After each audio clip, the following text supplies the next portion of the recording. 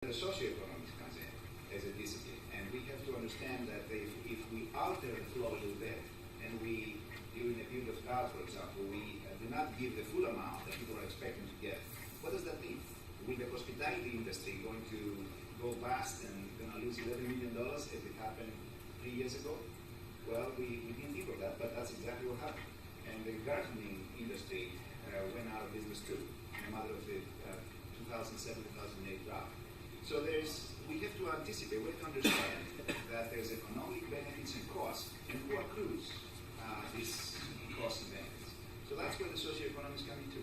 I'm trying to say that water resources and the environment is an interdisciplinary, naturally interdisciplinary area.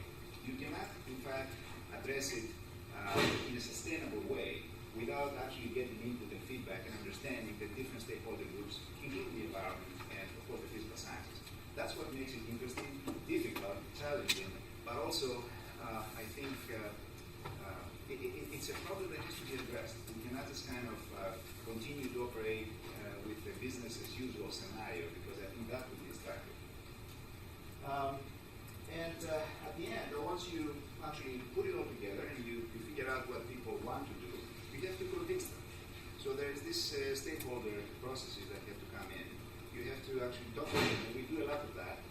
Here in the state of Georgia, we are now in a process of water resources planning for the first time in our history. And a large part of what we're trying to do is to, first of all, analyze the basins, understand the gaps, understand the issues that they have, and possible solutions, and then really talk to stakeholders to get them to understand what it all means for them, and also for the others who share the basins. And only after this occurs, and there's some consensus about what to do, perhaps new solutions can be implemented. And so there is that component too. So it's a challenging and interesting, I think, area to work on. This schematic shows also that it's not about science and physical sciences, it's also about the institutions and the politics and the legal aspects of it. There's a lot of that going on in the world, and the water and hydropolitics and geopolitics play a huge role, as I will tell you in a second when I speak about the Nile. So it's really a combination of things. You have to work together with lawyers and institutional people and socioeconomists, engineers, and physical scientists to try to make sense of what is the best thing to do. So this is the Nile River in Africa, and you, of course, know about the Nile, I'm sure. It's a magnificent river. It's really a magnificent river. We have been involved with the Nile since 1982. I think the first time I went there was 1981, in fact. And we have been working with all these 10 countries. There are 10 countries that share the Nile. You have Tanzania and Kenya over here. This is Lake Victoria. That's a picture at the exit of Lake Victoria as you look downstream. So that's the second largest lake in the world, actually. The basin of this lake is shared by Rwanda, Burundi as well as Kenya, Tanzania, and Uganda. So Uganda is here.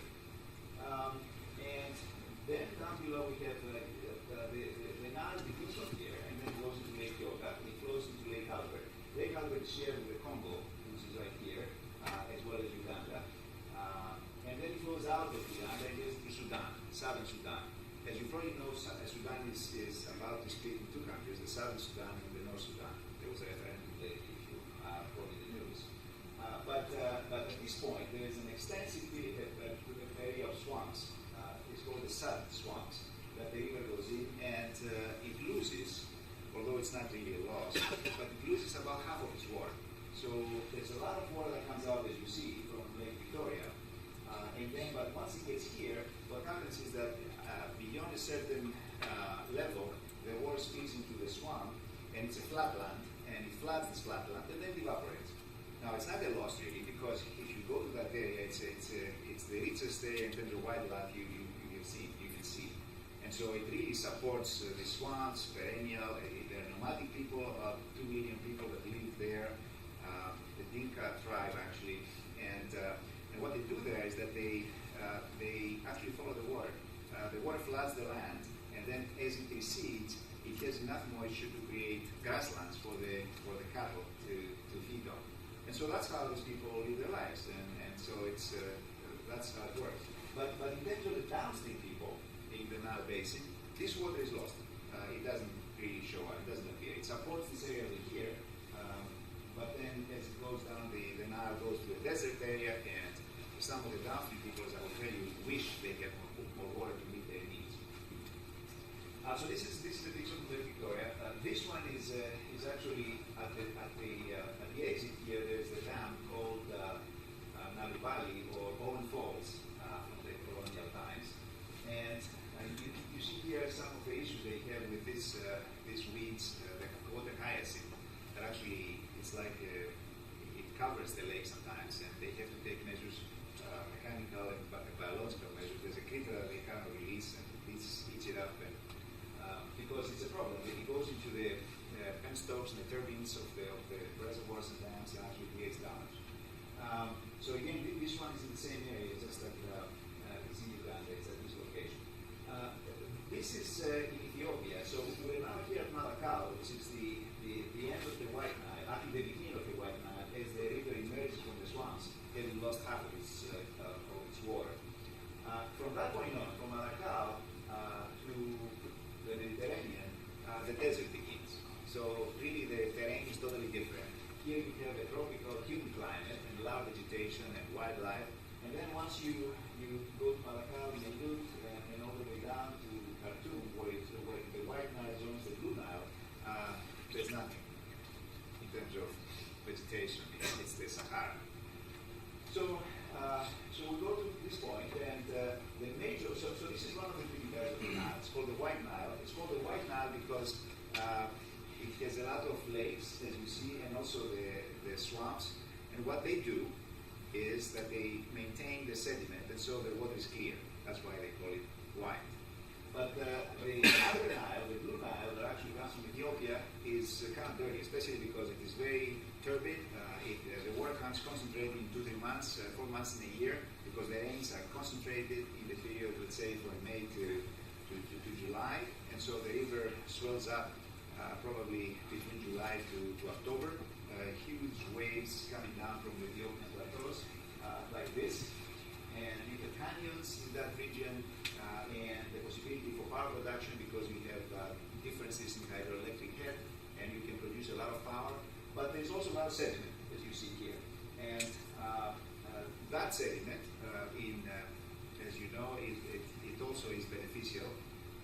From the biblical times, we know that the Egyptians down below the delta actually of the Nile was created from this silt that came from the Ethiopian plateaus, and also made the land very fertile for the Egyptian farmers.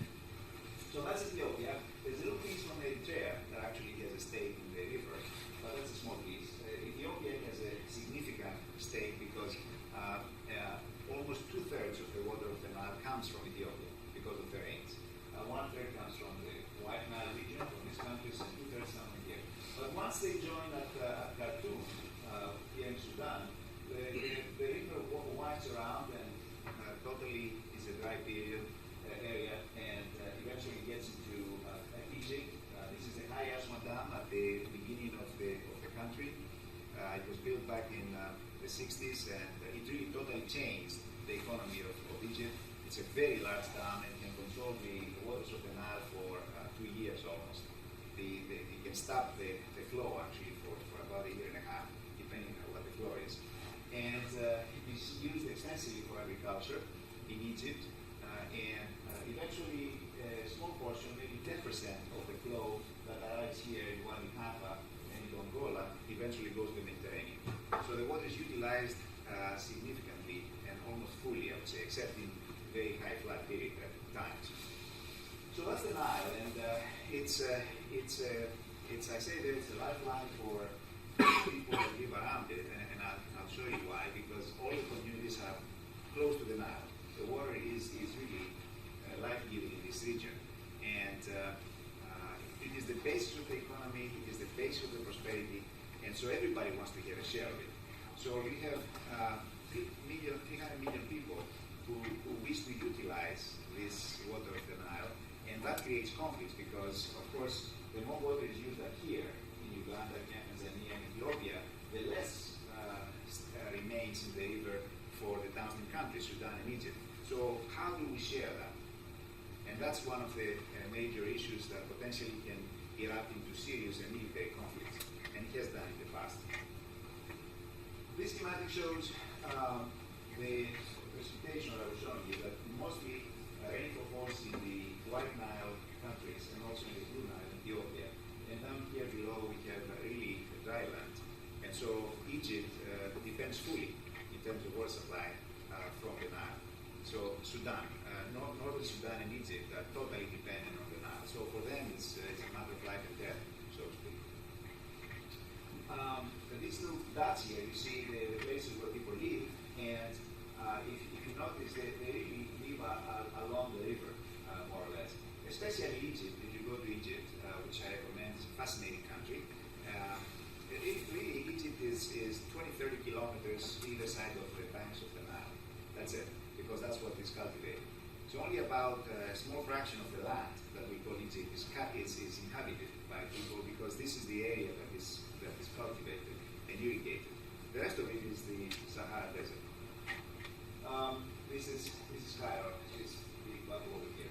So the other issue that you see that's a significant problem is the population explosion. And in some of these countries, you have very significant rate, at least the population increases every year, 3%, 3.4% or more. And so this means that every 25, 30 years, the population doubles in these countries. And of course, the issue with that is that the demands increase on the water resources. The more people, the more need for food production, the more water supply needs and things like that. So that is a significant setback, so to speak, in terms of the folks that are thinking how to manage and how to share a finite resource. I mean, up to probably 10, 20, 30 years ago, the Nile had no problem. It could take care of its people. I mean, since millennia. Because the population was manageable. But at this stage, with 300 million people and rising very quickly year after year, we have reached the point that the limits of this river have actually stressed significantly. And so the question is, what do we do about it? How do we solve this problem? And the work that we do with these countries is exactly trying to understand what are the limits of the river in terms of meeting the stakeholder needs. And we develop lots of methodological models like the ones I showed you earlier, the river models, figuring out how water can be managed. Should it stay up in Lake Victoria, for example, or should it go down to Egypt? There are trade-offs involved. You see here, and also in Ethiopia, precipitation, evaporation from these lakes balance out. So you don't have significant losses. But as you go towards the desert, the evaporation overwhelms the system, and you have significant abstraction from the water bodies that take place from the open surfaces. For example, in the High Aswan Dam in Egypt, the depth of water that actually goes to the atmosphere and evaporates every year is 2 meters. So that's 6 feet. I wish I was that tall. So a really significant amount. It is approximately 10 to 11 billion cubic meters a year, and that corresponds to, let's say, the amount of water that Ethiopia could use if they were very intensely and concentrated on it over the next maybe 10 to 20 years. So a lot of water is lost because of the way that the water is distributed and is kept and stored in the basin. But of course, the solutions that you may consider of actually keeping the water here and managing it through the systems externally to Egypt and Sudan may not be politically correct. You see, you have to convince these countries that, yeah, that's the way to do it. But then when you're at war with some of these places, it's not so easy to do so. So that's where the politics and that's where the legal aspects come in, as I mentioned to you. Sometimes the technical solutions that make sense are there, but